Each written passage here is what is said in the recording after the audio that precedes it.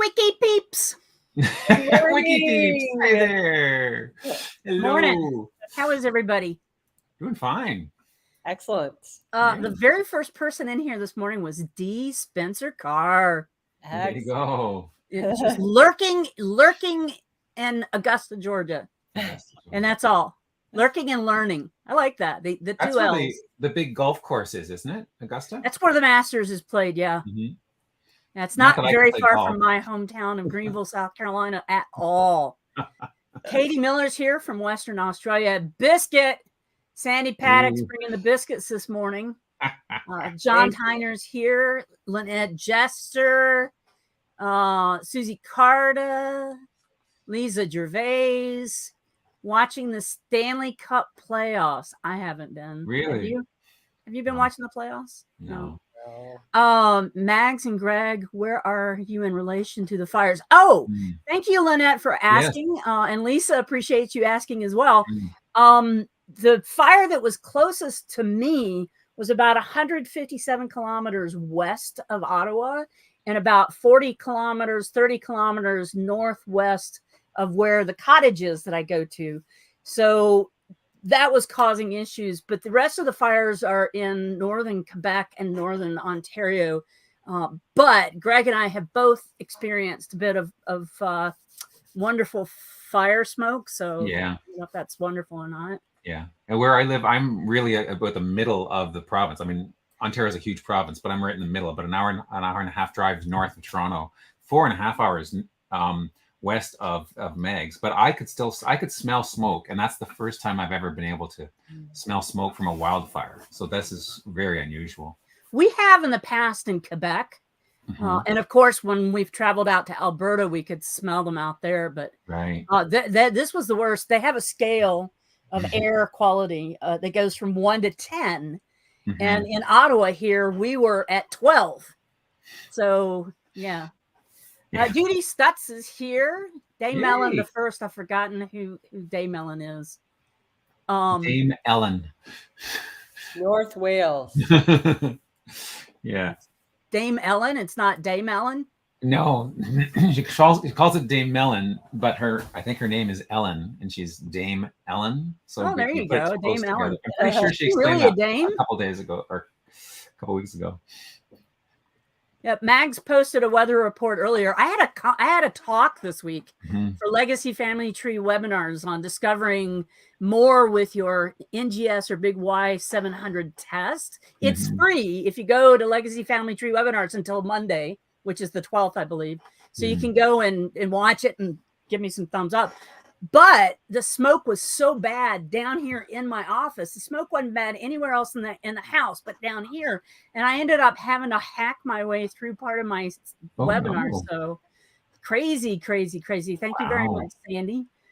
Hey, Hillary, and happy birthday to you. Happy birthday to you. Happy birthday yesterday for Hillary, but happy birthday anyway to you.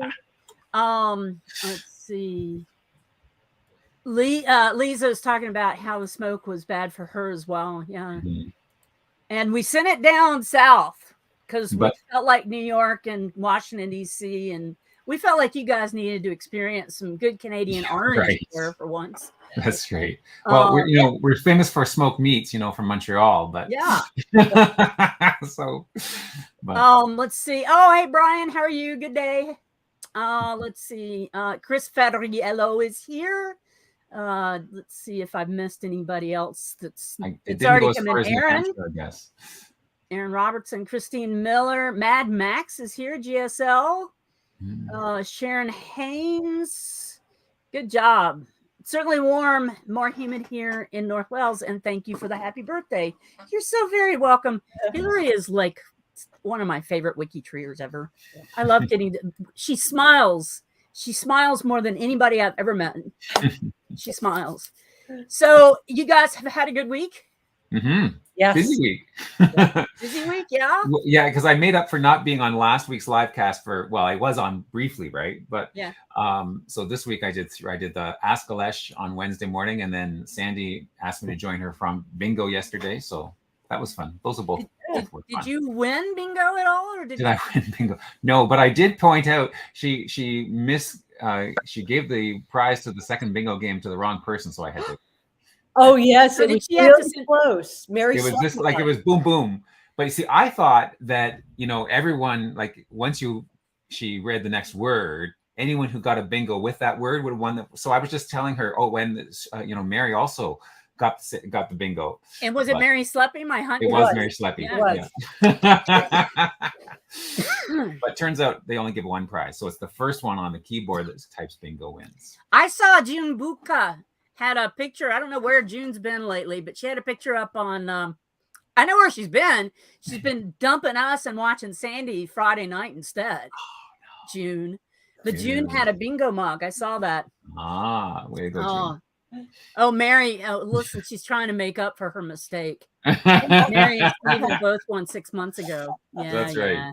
Hey, Kathy Nava came in. Katie Miller came in. Hey, Kathy. We have a question of the week. Do we have a question? We do have a question of the week. And let me get myself set up here. I want to share this window. Okay. Wait, I'm gonna get it right. There we go. That's the window I want to share. They changed things around, and I it's taken me years to get used to it.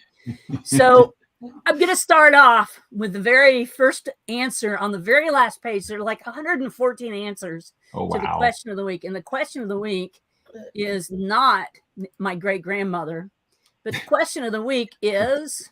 Okay. Question of the week was: has something been named for your family? Now, again, I said we're rehashing an old question, but it's good to do that because there's way more answers this time, and this is a good question. This is a cool one. Yeah. Do you have anything named for your family, Betsy?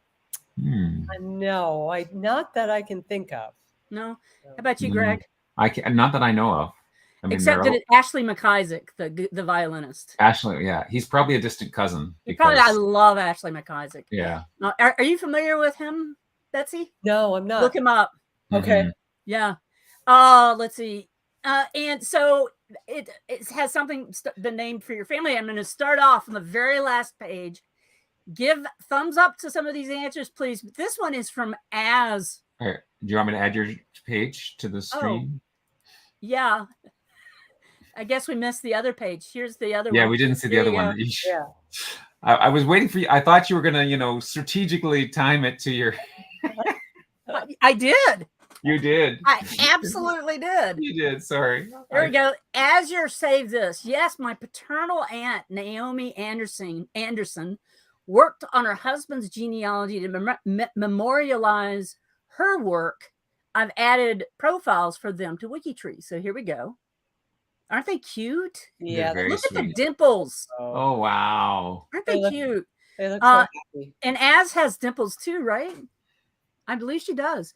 So it's also what started my interest in one-place studies because the town Andersonia, how cool. California, is named after Uncle Duke's great-grandfather, Henry Neff Pap Anderson. And look, there's a great picture of him. Oh, look at Pappy. Yeah.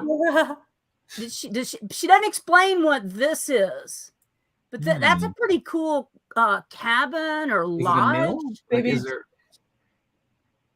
Go ahead. There's not a mill wheel underneath it, I don't see one, and it looks like it's caving in. Oh, okay. Right here, yeah. So that's a pretty cool picture of some sort of lodge in California. And here is a picture of him, I'm assuming, because it says his name underneath on a horse, and he is just dwarfed by the redwoods. Look at those redwoods. They're massive. Massive. There are redwoods that have tunnels cut into them that you can drive through. Yeah, I've heard of that. Really? Yeah. Oh yeah. So that was the very first one. I thought I would share that one. That's because it was Az. Hey, Az, way to go, Az. Hey. So let me skip back here to page 1. Let's see. And I did it a little bit differently. I upvoted the ones that I wanted to talk about. An asteroid. Very cool. Really? Fianula O'Connor says there's an asteroid 30558 James O'Connor was named after my father in honor of his long life work for the Irish Astronomical Society and for writing a history of the society. The asteroid was discovered in 2001 by Lowell Observatory. So 30558. That's great, and that is amazing. I usually love say Eric's this for comment. last, but that has my best answer. Oh yeah. There were no other asteroids listed. Oh yeah. Yeah, Pretty unique. Yeah, I like Eric's comment. Out of this world. Out of this world, yeah. Really, what I should is vote that as the best comment for the best. Yeah, that's right. Campbellville, Sullivan County, Pennsylvania, for Tom Campbell's fourth great grandfather.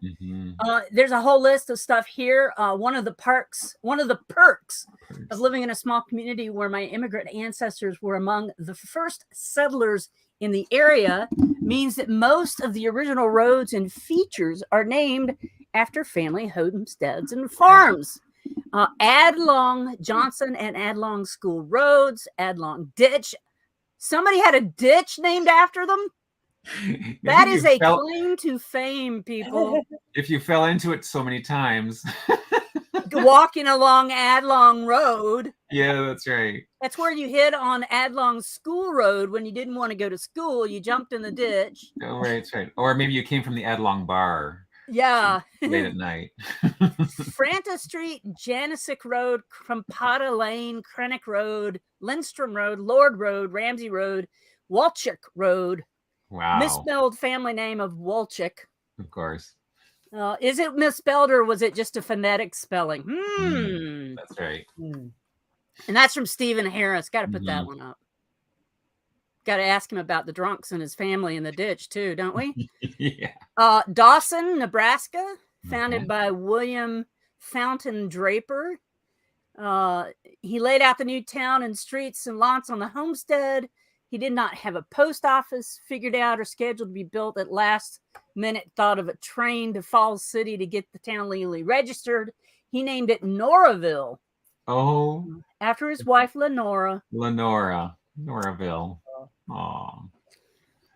And then, let's see. And then he puts up a post about Nebraska, our towns, Dawson, Richardson. So that's interesting to read through, too.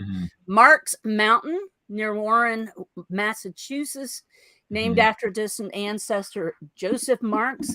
The Red Rocker, once named one of his early bands, the Justice Brothers, after my wife's uncle's company, one of the three Justice Brothers. Now, are you familiar with that band, either one of you? No. Keeping in the music genre, the Eagles named an album after some cousins, Doolin Daltons. Although I'm not related to Bob Doolin. It's interesting. Kitty Smith posts up. Kitty is Asheville's third great grandfather. Asheville Smith was very famous in the 1800s in Texas. He was has many things named after him, including this beautiful building that was destroyed during the Galveston hurricane. That was in the 1900s, I think, or the 1912s, somewhere around there. Like, it literally scoured the city. Wow. And so they raised Galveston up and rebuilt the city back on top of where it had been. Wow. Yeah, there's a really cool book about that.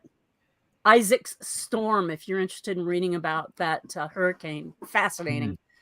It was like one of the first big hurricanes that was they missed the warning sign? Missed the forecast for it. And so there was all this destruction and people didn't get out. And so Isaac's Storm really propelled weather forecasting in the U.S., especially hurricane forecasting. So that's easy. And I do notice that we've got some stuff coming up on the chat as well. Lulling, Texas, named after my grandfather. Great grandfather Tainter, Iowa. Good friend Gilles Tainter. I live on a road that's named after a guy who's descended from Hannah Dustin. Let's see. A medal was named after my cousin. Wow. Now that's okay. A medal was named after a cousin of mine. Is that a double entendre? Was the mine of a mine as well, where the melon was discovered? Nice. It took me a while to get that out. Really? Wow. Yeah. Chris wants That's to know what deep. metal, John. So yeah, that was pretty cool. Let's see. Kaufmantown, Virginia. That's pretty fun from Virginia Hicks. Don't forget to upvote these. Mhm. Let's zoom on over. Wait. I had one more. Have quite a few on Long Island, New York. However, one that surprised me most was the state of Delaware. My 8th cousin times 9 times removed, Thomas West, the 3rd Baron Delaware. So Delaware. Let's see. All right. Not trying to make you sick. Judd's Road, Scarsdale, Victoria, Australia, an obscure lane in a county town 140 kilometers west of Melbourne. My second great-grandfather, Daniel Judd, took out a 100-year lease on the land from the colony of Victoria in 1885 or so. And he was the first white settler on that property. So Scarsdale, Judd's Road. Let's go on. Let's see what I found on page 2. There were so many. Yeah. Truly, I'm not trying to make you sick. I'll try and scroll through. What I did is I went through and I highlighted the ones I wanted to stop on. Lots and lots of great answers, of course. Can't get to all of them. I like that Meansville, Georgia. Oh. Meansville. Let's see. Hello. Yeah, today is here we go. North Carolina, there's Lake Tillery. Ooh. And this is written by Sarah Tillery Caldwell. Doesn't explain how or why or whatever, but we know her middle name's Tillery. There you go. Yeah. Let's see. Na na na na da da da. Oh, must be the next one. So are they all places that people are being named after? There's no invention. Sell Street in Blue Mound, Illinois. Yeah. Yeah. Like no inventions, right? Well, the only one that was a discovery was the metal. The metal. Okay. And then the 6th one was Azure. I've got Dillard, Georgia. Ooh. And of course, for Dillard, Georgia, they're going to show you the mountains, but they're also going to show you a shot from the Dillard House restaurant with lima beans, corn on the cob, chicken. Where are the biscuits? The biscuits are back on. See the biscuits? The biscuits. Some sweet iced tea. Oh. Lots of casseroles. I love the chairs. Like the. Yeah. I have chairs very similar to that are in my grandparents' kitchen. Their kitchens in. I've also got Hunts Bridge Road. Let's see, right here in Greenville, South Carolina, and Old Hunts Bridge Road in Greenville, South Carolina, and Hunts Lake. The family graveyard, I believe, is this is up in the mountains. This is Appalachia. It's way up on a mountainside right here, but all of the graves overlook the lake. So that's pretty cool. And then if I switch my window, let's see how I can do that. Let's see how you do that. All right, I'm gonna share screen, stop screen, share screen. It's coming. John's telling us what the metal is that's named after his relative. Please do. Kupletskite. Kupletskite, after Boris Kupletsky. There you go. Fascinating. So in Somerset, England, there is a manor called Galden Manor. In the root of our name, thanks, Greg. The root of our name may be. Did I not put that? There you go. There it is. You had that. Yeah, the root of the name is Galvaldine. So we don't know if maybe that's really how our name was spelled back in 1011 or 1199. There you go. Then there is a place called Galden Wood, not far off. There's Galden Grove in Cardiff, and that's it. So that first part, was that in Cornwall? Then? No, it's Somerset. Yeah, just to the east. Yeah. Yeah. Oh, okay. Yep. So that's it. Wow. Interesting. That's the question of the week. Very cool. And I didn't mean, if anybody needs any tummy stuff for vertigo, I'll send it to you. No problem. Well, the profiles of the week this week are all Hispanic. Where is Sarah? She's the one that's got. I know Sarah's the one who really should be here for this one, but I'll do my best because I've been studying Spanish on my Duolingo every night. So, Barcelona, there you go. Yeah. Excellent. You got the right mug. That's amazing, Betsy. You've got mugs for everything. Fantastic. She does. How big is your wall with all of your mugs? I can't imagine. It's there's about 40 of them. And I haven't been to all the places. I was going to say, have you been to all of those places? People have, knowing that I collect them, they bring them back for me. I mean, we need to send you one from Aurelia, or no, from Up to Grove. Does Up to Grove have a mug? I don't think Up to Grove has a mug, but Aurelia would have a mug. Because I could probably send you one from the Gordon Lightfoot Museum. Or the Stephen Leacock Museum. Ooh, if you could read my mind. Yeah. So, anyways, the most recent WikiTree challenge was for the Society of Hispanic Historical and Ancestral Research, or SHAR, and it's wrapped up. And so we're looking at some of the connections from that WikiTree challenge, as well as a few other notables. So we'll just start away. The first one is Victor Ramon Castro, born in the Presidio de San Francisco de Asís, Alta California. He was a ranchero, politician, and a businessman. So, and then I got to the second paragraph. I got a little nervous that I'm gonna have to read the whole thing in Spanish, but then they translated that later. He was born, actually, this first one's about his baptism, bautizado, in the Iglesia, the church of the mission of San Francisco de Asís, or San Francisco de St. Francis of Assisi is how we would say it in English. San Francisco de Asís.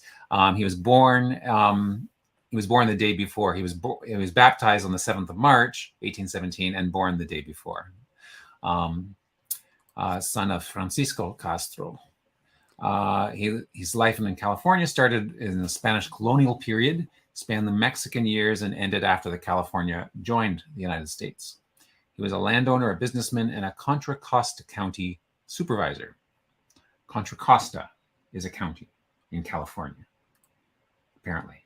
It is. And it has great. They're the ones who brought the charges against the serial killer, the James D'Angelo, I believe. Oh, was that county?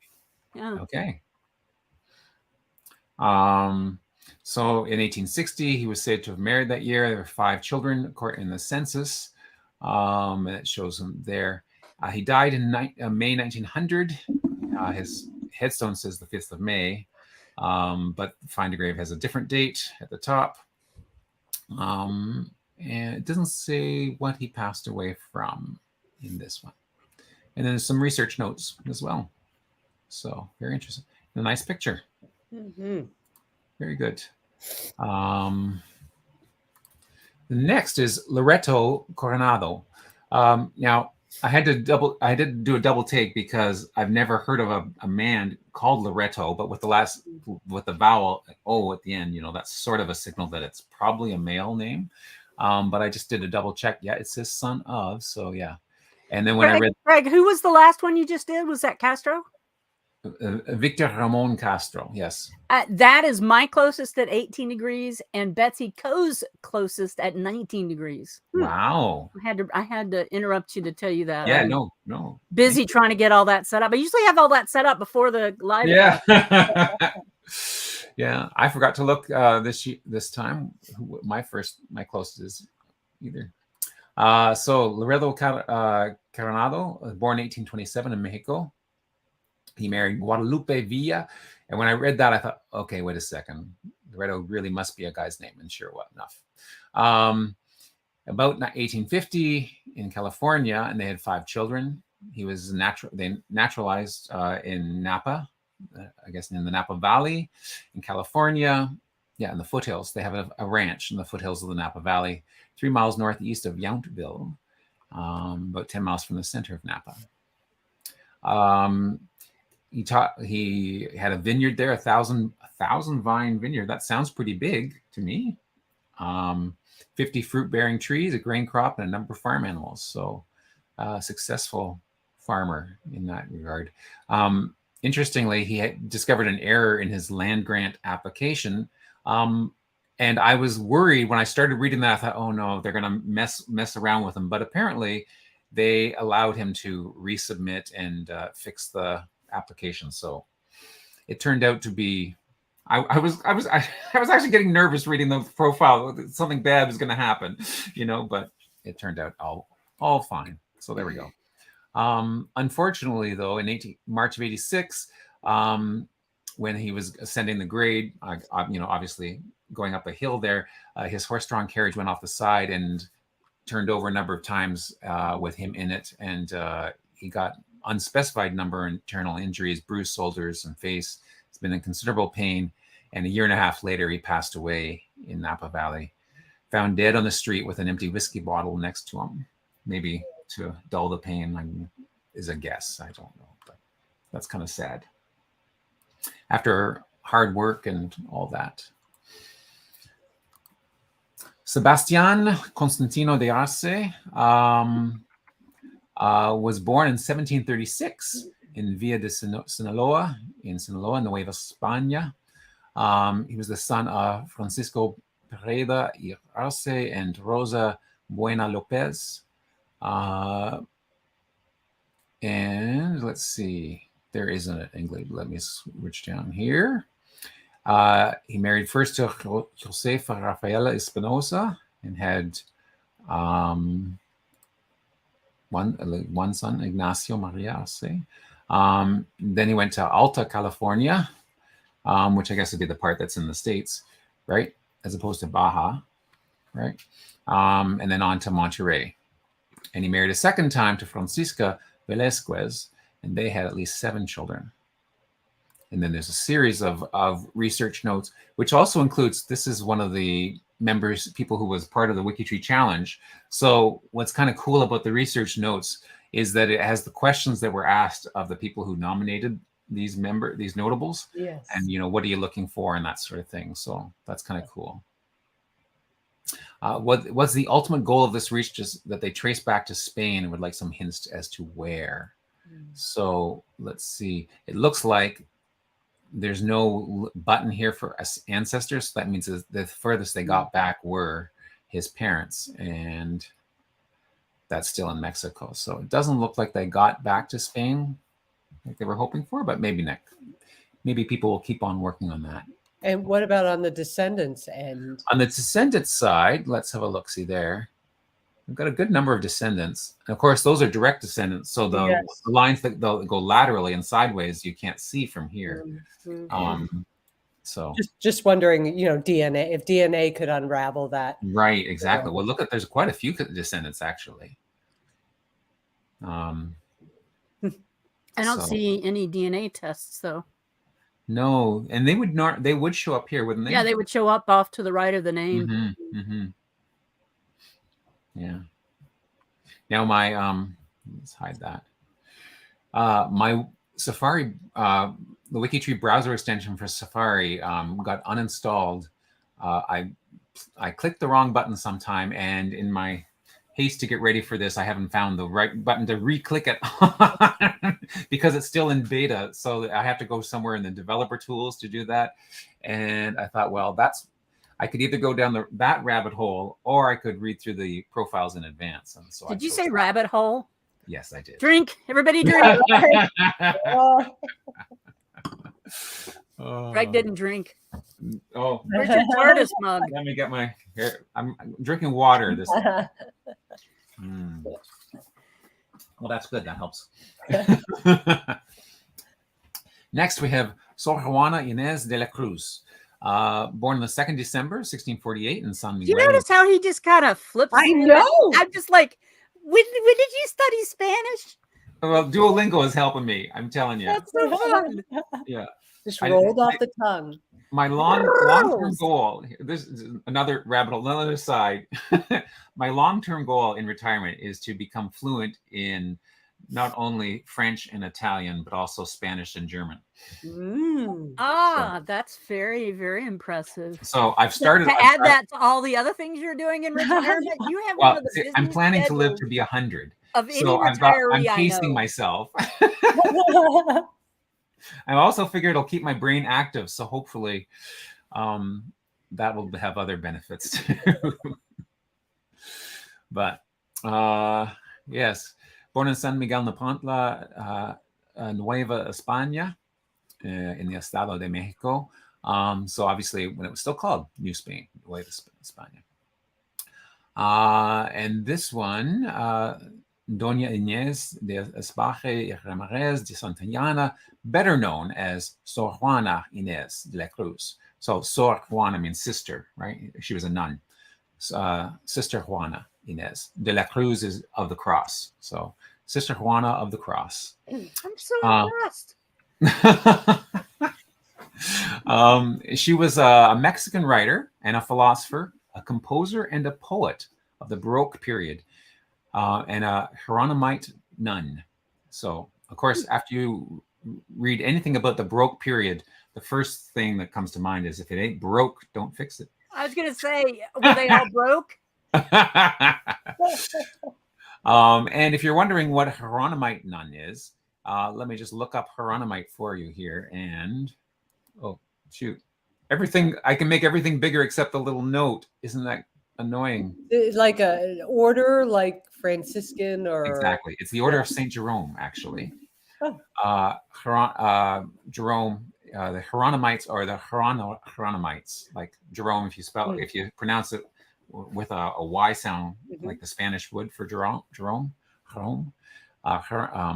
They're an order of St. Jerome's, Catholic cloistered religious order, and a common name for the several congregations of hermit monks living according to the rule of St. Augustine. And there's a nun. Obviously, there's a female version of that, the nuns of the Order of St. Jerome. So that's what she belonged to, which is kind of cool because when I went to my university, the college, I went to the University of Waterloo, studied math and computer science. But the college where I lived, that was associated with the university was St. Jerome's College. So there was a huge picture of St. Jerome in the foyer and whatnot. And that was the name of the church. And anyways, I digress again. What was that rabbit hole? Did you say rabbit hole? Just digging the rabbit holes. So her merit is a true master of the Spanish Golden Age. We're back to talking about the profile now. Sor Juana, Sister Juana, she gained her nicknames the 10th Muse or the Phoenix of America, for she was probably the most accomplished author of the entire history of the Spanish Americas. Well, that's pretty amazing. And the flame that rose from the ashes of religious authoritarianism.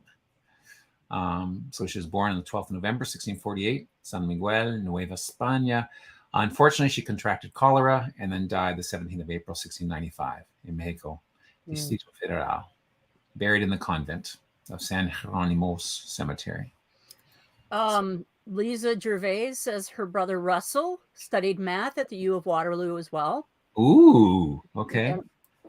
Very cool. What year did he graduate? We got to get these connections going. You know, we are on WikiTree. Graduated in 88 is when I did. So let's see if Russell, I don't remember Russell Gervais, but we'll see. Listen to him say your name even, Lisa. I just want you to talk to me for a while. Cora Gallegos, formerly Cisneros, was born on the 10th of December, 1884 in Lincoln, New Mexico.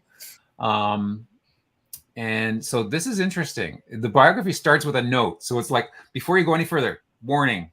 It is highly likely that Cora's name when she was baptized was Maria Emma Cisneros. She was raised as an adopted child of Dolores and a nickname given of Cora. But please do not change the last name at birth or PFN. What's that? Personal first name? Prior first name? Prior. What's PFN? Birth first name? P like Paul. Oh, P. Paternal first name? Maybe. Anyways, I'll let one of you check that out while I keep on reading. Do not change either of those until the further proof is found. So that's just a warning. So she was adopted by her, at least by her preferred first name. Oh, of course, preferred. That makes sense. That makes sense. Yeah.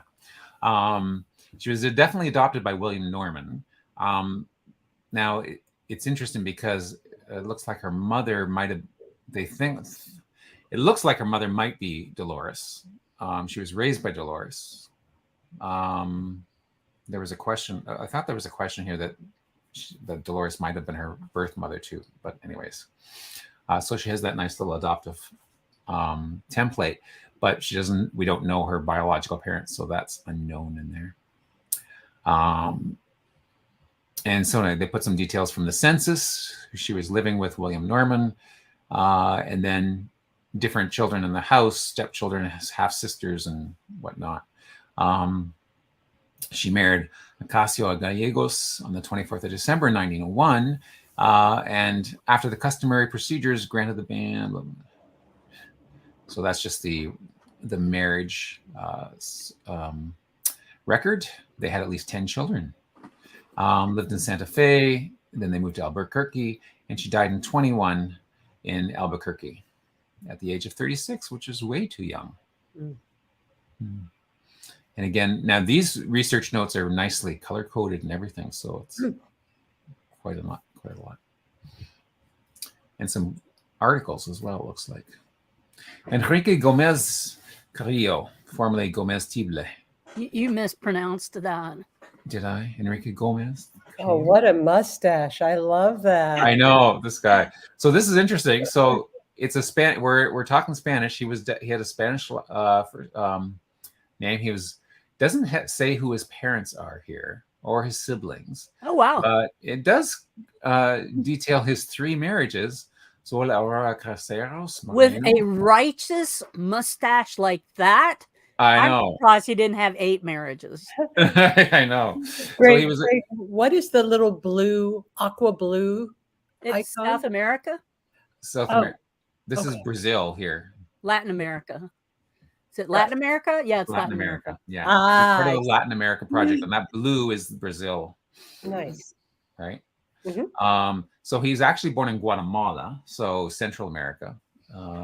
I'm not sure which color code, where Guatemala is here. It's a little bit small to try and figure that out. Yeah, yeah. But anyway, he's born in Guatemala. He was a Guatemalan literary critic, a writer, a journalist, diplomat, famous for his travels and chronicles and bohemian lifestyle. Well, yes, he's got a bohemian mustache, I would say. At one point, this is very interesting.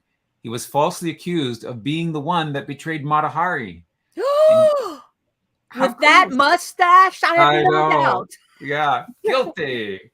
And he gave the famous German spy to the French during the World War I. But no, he was falsely accused, so he wasn't the guy who did that. But he could have been. He was in all the movies doing his mustache. But anyways, the profile's written in French, which is interesting. Enrique Gomez Tible, dit Gomez Carrillo, est né le 28 février 1873 à Guatemala. Il était fils de Agustin Gomez. Anyways, born in 73. He married for the first time in 1906, then got divorced in 1907, a year and 1 month later. He married the second time to Raquel Mellet, and then the third time to Consuelo Sumsin. And then he died in Paris in the 8th arrondissement, if you want to know exactly where, on the 29th of November, 1927. And it is at his death, he was the counsel of the Republican Argentine. He was a counsel for the Republican Argentine embassy and the commander of the Legion of Honor in Paris. So there we go. Interesting dude. Mm-hmm. Okay, so this one, I'm not sure the proper way to pronounce his first name. So I would have said Desiderio, but often you put the pronunciation, if there's no accents, you put the accent on the D is pronounced with a TH. What's that? Desiderio. Desiderio? Well, Desiderio. if it's It's a Castilian What's that? Spanish. If it's Castilian Spanish, then Yeah. the D's become th. But where is he from? Gallup, McKinley, New Mexico. Oh. But what I'm wondering is, where does the stress go? Does it go in the Right. E or does it go in the Desiderio? I? Is it Desiderio or is it Desiderio? Listen to Betsy Coe rolling Oh, that stuff what'd you off her say? phone. Desiderio. Desiderio? That sounded perfect. Excellent. you. Desiderio. There we go. Jesse? And since he was born in the States, I'm going to say Jesse and not Yessie. Yeah. Desiderio Jesse Gonzalez, son of Benjamin Gonzalez and Margarita Gonzalez. Was born the 15th of May, 1921 in New Mexico. Lived in McKinley, New Mexico, served in World War II. Married Pauline Cesares before 1948 when their son was born. And they lived in Los Angeles in 1950. They must have found, let's just check. Did they find? Yes, they're in the 1950 census. Hooray. And then he died on 1988 in Los Angeles at the age of 66. So now Desiderio, one of the questions, where's the research notes? What is the ultimate goal of this research? It would be an incredibly awesome goal to be able to trace as far back as possible. So I first looked at the ancestors there, and we got pretty far back, and all of it is New Mexico, Albuquerque, Nuevo Mexico, and then these two lines go even further back. So I decided that what I'm going to do, another way we could look at this is, and thanks to Sandy and the bingo game, when I got to use the surnames generator again that Mags you used on the bingo game a couple weeks ago, I'm going to open up the surnames generator app, and I'm going to put his profile in here, his WikiTree ID. Let's go for 8 generations and just see what names pop up. And there we have a bunch of names, and I'm going to switch to the detailed view. And when you do that, the detailed view and the surnames generator gives you the names of the people who have those last names. And in this case, there was only one person with the last name Apodaca, Francisca. But for the next one, Chavez, it tells you the first person going back, it tells you the range from one first person to the last person found with that last name. So from Juliana to Jose. And you can see that some of them go back. The Grego last name goes all the way back to 1512. Wow. In Candia, Regno de Candia, which is now in part of Greece. So he got his wish. He went really far back in at least some of his lines. So that's pretty cool. 1795 and a few others. So there you go. I thought that was neat. Going on to Ramon Lopez, son of Ramon Lopez. Did you hear that? Craig? You need to go and talk to Julie and offer her a glass of wine and say, Cara mia. Well, I did this week because, it was her birthday. So happy birthday, Julie. Yes, happy birthday. She had a good birthday, so that was good. So interesting. This profile was created to represent the father of children born to Michaela Calzada. According to the oral family tradition, his name was Ramon Lopez, and he was born in Mexico, either in Sonora or San Luis Potosi. But he'd been tentatively identified as Ramon Lopez, son of Ramon Lopez and Inez Mendez of Altar, Sonora, Mexico. But it's not certain that they're the same person. So goes through, talks about where he was born and the parentage that they think he has. And then in the census, he's unmarried. In fact, all of the records indicate that he's unmarried, but living in the household with these other Lopez people. So we think there's the connection there. Believed to be the father of at least 2 of the children of Michaela Calzada, though they were likely never married. And then when he died of a brain hemorrhage, which is very sad, at the only 64, which is still pretty young. Yeah. Unmarried and a carpenter. And his death was reported by Jose Lopez. Buried on the same day. Wow, that's fast. And interesting, the church register had a column to record which sacraments the deceased had received in their lives. The entry for Ramon is sin auxilios, indicating that to the knowledge of the priest, he had not received any sacraments. Oh. Sin meaning without, right? In Spanish. Yes. Without auxilios. Without no the aid. So, anyways, they had a lot of questions. I'm not sure how many of those answers they got, but interesting. Lin-Manuel Miranda. Hamilton. That's the one I wish I was related I know, me too. Yeah. Am I closest to him? Probably not. No. He's only got 41 connections, so he's probably not very connected at this point. No. Sadly. Let's see. No, he's 19 from me, so he's probably 19 from Betsy. He's got a good number of ancestors, though. Yeah. But I wonder if that's as far as it goes. Let's see. If we go here, how far back does Vega? Yeah. It stops at this line, Puerto Rico. Now, people from Puerto Rico would have eventually gone back to Spain, right? Yes. Those lines would have go back to Spain. Where is Karen Lowe when we need her? She's the leader of the Puerto Rican People Project. Okay. She's the leader of a number of projects, isn't she? She is. It's every other project. Oh, Karen Lowe. It's just, or is it just the same ones I'm interested in? It just because DNA is there. And anyways, he's still living, and his profile on WikiTree is fairly short, but there's of course links to Wikipedia and other places, because there's lots written about Lin-Manuel, and we love his musicals, Hamilton, The Heights. I haven't seen or heard of Mary Poppins Returns, but now I'm curious. I didn't know that one. So very cool. The first time I saw him, I didn't realize he was musical because it was on House. I don't know if you ever watched the show House, where yeah. He's the doctor who, crazy at diagnosing things, but also pretty crusty.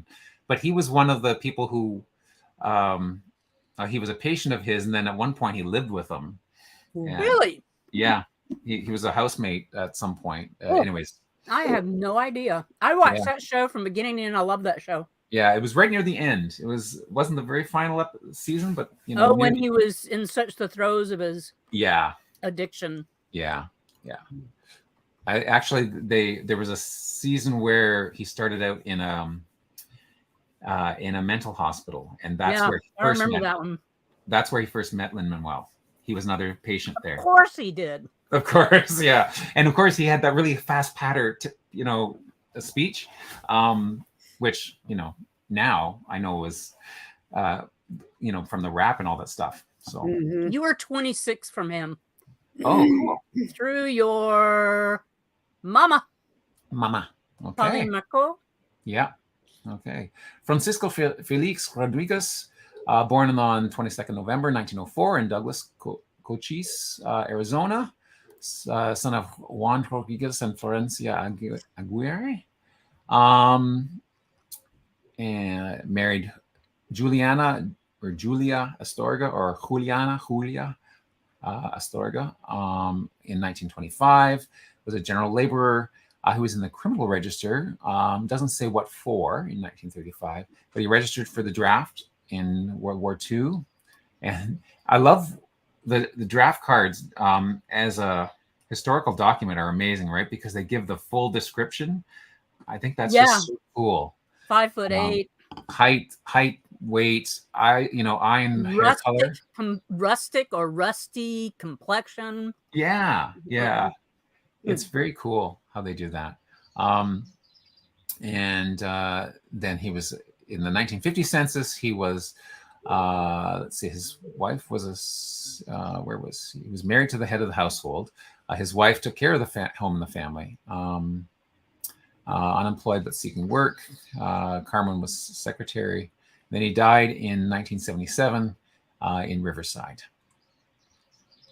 Another one of the profiles of the week. And the last one is Jose Doroteo Arango, also known as Pancho Villa. Pancho Villa. Pancho Villa. So I'd heard of Pancho Villa before, but I didn't know the whole story behind him. So this was interesting. So the son There's of supposed to be gold buried all over the southwest U.S. Really? that he hid. Oh wow! Supposedly. Supposedly, okay. Son of Agustin de Jesus Arango and Maria Michela de Jesus Arambula. Skipping to the English one. As a teen, he assaulted a man and fled into the Sierra de la Silla, Mexican mountains, and changed his name to Francisco Villa and led the life of a bandit, wrestling cattle and robbing banks from 1894 to 1910. And they called him Pancho. I don't know where you go from Francisco to Pancho, but there he was. 4 wives. Yeah, many wives. Many wives. At least 4 that they have documented here. And many children from said many wives. But he moved on from just wrestling cattle, right? Became part of the Mexican Revolution, was part of the División del Norte. But then he disagreed with Carranza. And then 1916, January 1916, he killed 17 American citizens in Santa Isabel in the massacre there. And then there's details of that massacre. Eventually, they brought in the Brigadier General Pershing to track him down. And despite all the guards and all the people they brought, he never got caught by Pershing. But and he was very popular with the poor Mexican people because he was fearless. So I guess a folk hero in that regard. He was even given a pardon, so he returned to his ranch in Chihuahua. But he was assassinated. Back of a driving in his black 1919 Dodge Roadster, this happened in 1923, along with 5 of his friends, a group of 7 riflemen fired 150 shots in just 2 minutes into his car. And who were they? Says only 1 survived. I can't believe anyone would survive that. Yeah. Who were the assassins? It didn't say here. It just said Villa had made many enemies over the years. One of his many enemies. Yeah. Yeah. So there you have it. Wow. Thank you, Greg. That is really cool. Yeah. Some really neat profiles. Great work, WikiTree challengers. Absolutely. Mm-hmm. Well, now I was working on a tip for today. Ooh. And in the process of working on it, thank you, Max.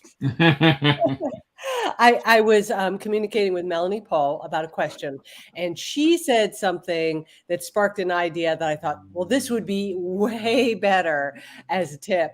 And I didn't have quite enough time to research it completely because I wanted to make sure that when I presented it, that it was totally correct and clearly presented. So I'm going to make that next week's tip. I'm looking to see if there's there's one that's called Feeding the Ducks. No, it's not one. What are you looking at, Max? Oh, she's looking for I'm not telling you. Oh.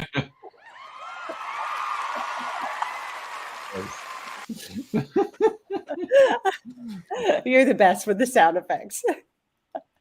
But we do have something new starting this month, and that is called Celebrate Your Ancestors. So I put this G2G post up last weekend, and the idea is to celebrate any of your ancestors who have a life event in June. And we had 6 responses. And, I encouraged people to also add, give us the profile link and a photo of anything that they wanted to commemorate. So the first person to respond was Shonda Feather. And this is, I encourage I can't read through all the profiles, but I really encourage everybody to go through and upvote and visit the profiles, which are very beautifully. How would we find a profile that we would want to say they had something going on in June or July or August? Oh, that's a great question, Megs. How would we find those? Yes, if you go to your watch list, Okay. there's a little row of hyperlinks across the top of the list, and one of those is anniversaries. And you would just click on that. Do you think it would be helpful for me to do that? Yes. On your My WikiTree menu, Yeah, if you can. top right, here, very top thing is anniversaries. You could go and you could look at birthdays, or so in June you get it right. If I go to, well, I'll do it this way: watch list, and then anniversaries, and then there are all your June, everyone on your watch list with some date related to June. Thank you very much. You're welcome. Yes, I'm glad you asked that. Yeah. Okay, so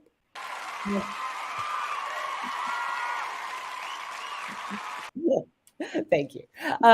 Stephen Feather, Shonda Feather did this beautiful profile for her husband who passed away in 2017. And the biography is beautifully done, but the pictures for me are what really make it so very special. He was born. Going to switch back to that profile. Oh, am I? Oh dear. We're still seeing. There we go. Sorry. No problem. Stephen Feather, Sr. Yeah. Born in 1949. He served in the military and special forces. Later was in law enforcement. Distinguished himself as a leader in all of those areas. And these pictures of Shonda and Stephen and their dog are just beautiful. Nice. These are some. She said that he sent her flowers at work every month and wrote notes to her that he would leave in her purse or lunch. I want to marry him. I love the pictures from the the little photo booth. I know. That's sweet. Cool. Yeah, and their wedding picture. Nice. Does she know this is going to be on here this morning?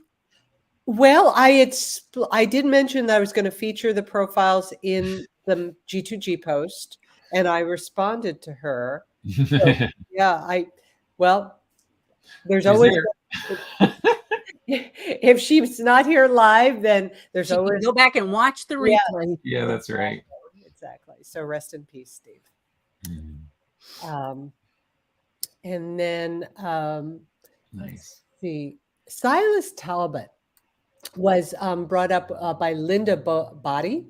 And the really fun thing about this is that it generated a conversation between Linda and Pat Miller, who was also researching this family.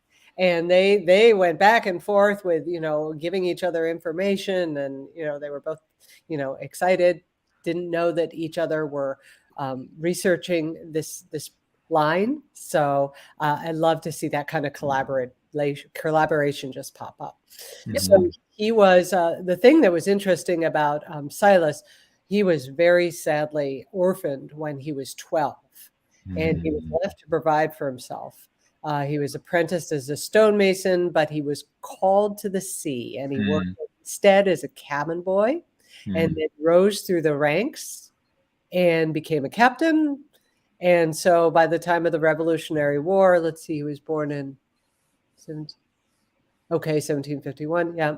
By the time of the Revolutionary War, he was a Navy officer, and later served as a congressman. So very, very distinguished career. And thanks to this profile, I learned what a cenotaph was. I had to look that up. I did not know.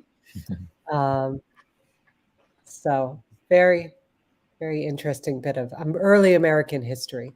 Nice. Yeah. Then this was contributed by Rolf Maxa, and I didn't see Rolf. Correct me if I'm wrong. I didn't see an obvious connection to June, but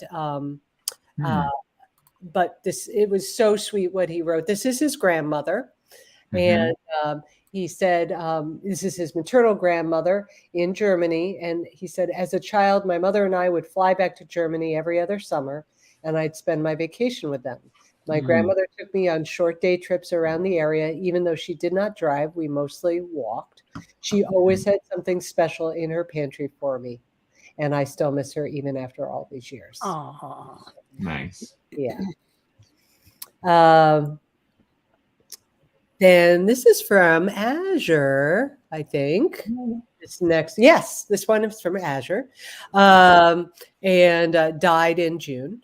And it's her mom's grandfather, so her great grandfather. And the thing that is especially interesting with this ancestor is that they had an 80+ year brick wall with this gentleman. Oh, cool. Because he went by the alias of Robert Harrison. Let's see if she has so there's the tombstone. Went by the alias of Robert Harrison while married to her grandmother, her great grandmother, and for a while after. He didn't go back to his real name until he and his second wife entered a veterans home where he died on June 4th, 1960. Oh, wow. He probably had to do that in order to enter the veterans home. To get the pension. Exactly. Yeah. 80+. So nobody give up on your brick walls. No. Yeah. Wow. Now, next one is my contribution. And Maud Lydia Nichols Parkhurst, whose birthday is today. Happy birthday, Maud. Happy birthday, Maud. Somewhere, I have been told by my family that somewhere a cousin has a picture of Aunt Maud in they're squirreled away somewhere, and I can't wait until I get my hands on it someday. But until then, I don't have a picture. She was my no pictures to look at. Anyway, she was my great grandmother's first cousin. And even though they grew up in different places, Maud was in Madison County, New York, and my great grandmother was in Niagara Falls.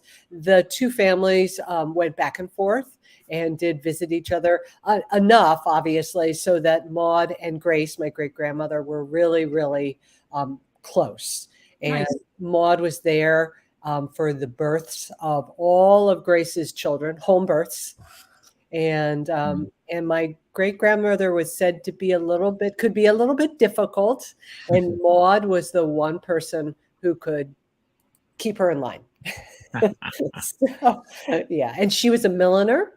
And after she was widowed in 1940, she lived in a converted railroad station? Railway station in Wampsville, New York. Mary Buchholz has some family birthdays today. So nice. Congratulations to yes. you. Please tell us in the chat. Yeah. This one is from Pat Miller, and it's her Aunt Catherine. And let's see. One sound. They were married. She was married in June of 1942. And she said, we used to travel down from Canada to visit them in Scituate, Massachusetts frequently. And because she was an only child and her mother was an only child, she said that her extended family was very meaningful to her. So there is Catherine as a little girl. And that's the picture she shared on the G2G post. Nice. Yeah. Beautiful profiles. Please go. They're definitely worth the time to go and enjoy. And that's cool. That new very nice. That new thing. Yeah. Anniversary stuff. Yes, absolutely. So this is happening the whole month of June. So you've got time. Yeah. Got 3 more live casts. Show off your. Wow. Yeah. And then we have a few new photos. Let me make this bigger. Again, our theme is music. This one is this big enough? It's a small photo. I don't know that it can be big enough. Yeah. Yeah. This was contributed by Pip. And yeah. Nice. He said, my grandfather was quite the musician in his younger days. Here he is in 1908 at age 19 playing a cornet in the Mount Holly of North Carolina band. He is right in the middle of the photo. Nice. So it could be this. I see this gentleman's holding a cornet. Could be. But yeah, a bunch of them are holding cornets. And on his return home in 1916 from living in Houston, Texas, he stopped at his brother John's home. Here he is playing the banjo on the front porch. Nice. Which we did in Appalachia. That was the Saturday night place to be. It was the best porch in the neighborhood. Yeah. Oh, looks like fun. That banjo is owned by Pip's younger brother. Grandpa also sang in the choir at church and was a member of the choir for the Billy Graham Crusade in Charlotte, North Carolina in 1959. And then this, I'm going to just go. Nice. Who is this from? Donna Lancaster, my mom with her guitar sometime in the 1940s. She was self-taught and also played piano and mandolin. The way that is scrolled, it almost looks like a steel top guitar, but I don't think it is. But usually the steel top guitars are the ones that have those crazy scrolls on them like that. Oh, right. Yes, I know what you mean. You're so good with those details. That instruments in cars, Mags, I've noticed. Yes. The answer was yes.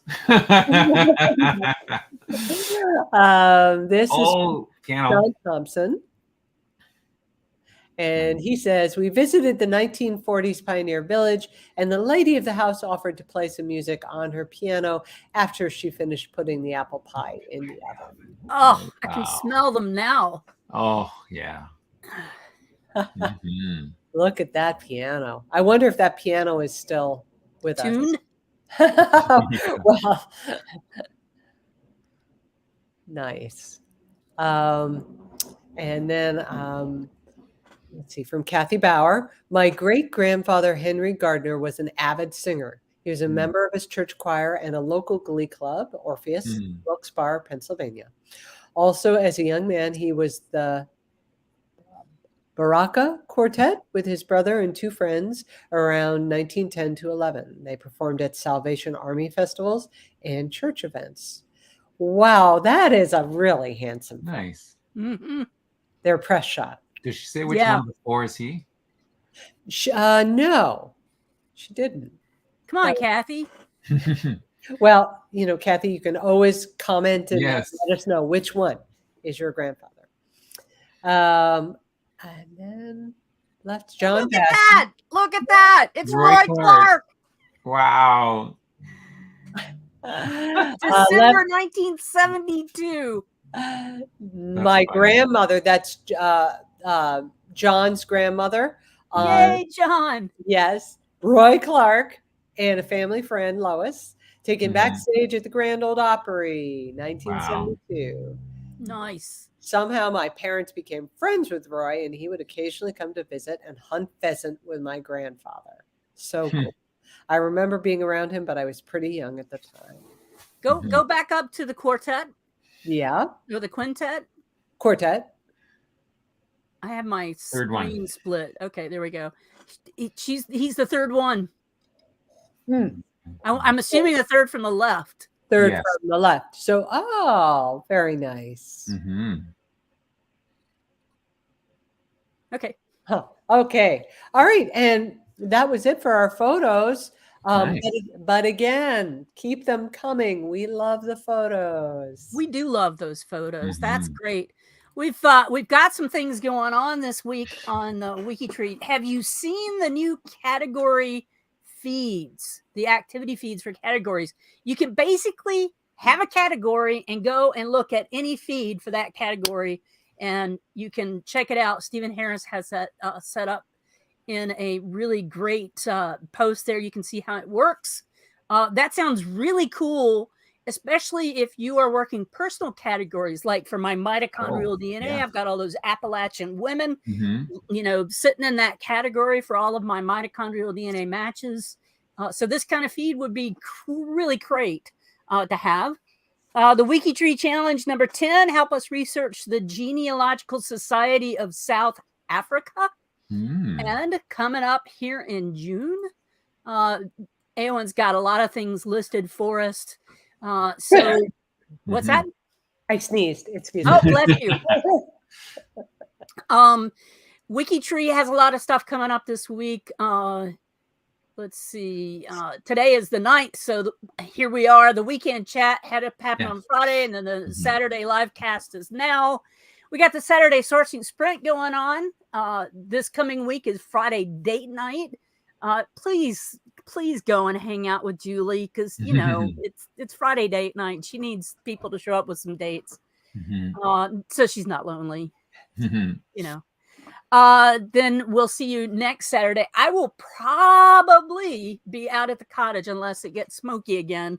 So I will be out at the cottage for next week's live cast, trying to wing it on a wing and a prayer. Yes. Azure also has some great stuff for us to share for us for the week. Woo! The question of the week for next week. Don't know what that is yet. One name study Tuesday will be Holschizer, if I said that right. The one place Wednesday will be Wasiak State School, Wasiak, New York. And of course, the project showcase is South Africa, and the Connection Finder, the Friday date night. Also, the Rock and Roll Hall of Fame spotlight will be on Friday the 16th as well. So we'll have fun, and then we'll be back on next Saturday. I wanted to, if nobody has a complaint, I wanted to post, in case any of you guys wanted to hop over to see it, the link to my talk in Legacy Family Tree webinars. It's free until Monday. So if you want to go and check it out, it is discovering more from your next generation Y DNA tests. So big Y 700 tests. So if you're interested in there, that's that link. And otherwise, what's that? For a limited time only. For a limited till Monday. Grab it for free. And we will see you next week. Plus, we love you guys. We love being here. Upvote us. We appreciate all the people who are watching us in replay. Watch us again and again, and you can just watch all those profiles get talked about again and again and again. And then Appalachia, and then there's biscuits, and then there's the drinking game where every time somebody said rabbit hole, you had to drink, and there's rabbit hole again. There it is.